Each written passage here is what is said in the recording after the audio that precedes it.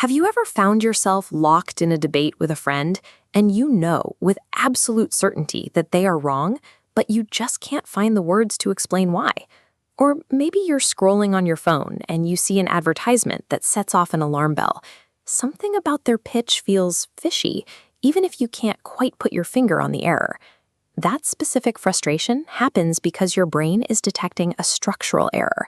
You see the foul, you just don't have the vocabulary to call it out. Human conversation and thinking operate on a strict set of hidden rules, exactly like a sport or a video game. Imagine a thrilling, high-stakes cricket match where the batsman hits an undeniable six, sailing deep into the stands.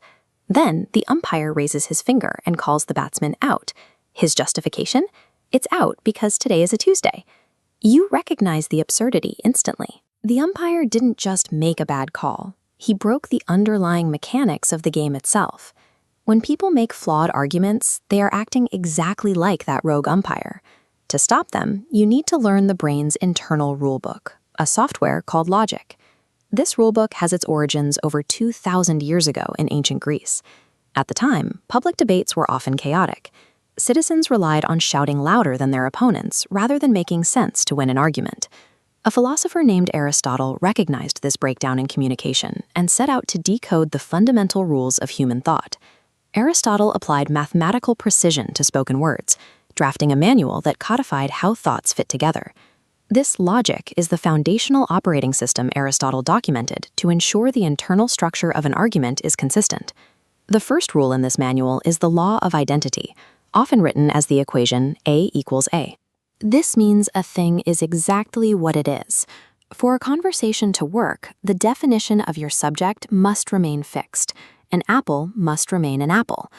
Problems arise when words have multiple meanings, like the word bat. It can refer to a flying mammal or a wooden tool used in sports. If I tell you bats are scary, and you reply that bats are made of wood, the conversation breaks down. The meaning of the subject shifted halfway through the exchange. To avoid this, you must explicitly define your terms before starting a debate. This ensures that words don't change their identity while you're speaking. Once your definitions are locked in, you apply the second core rule, the Law of Non-Contradiction. This is a rule of physical reality. A student cannot be located inside the classroom and outside the classroom at the exact same millisecond. This same logic applies to superheroes.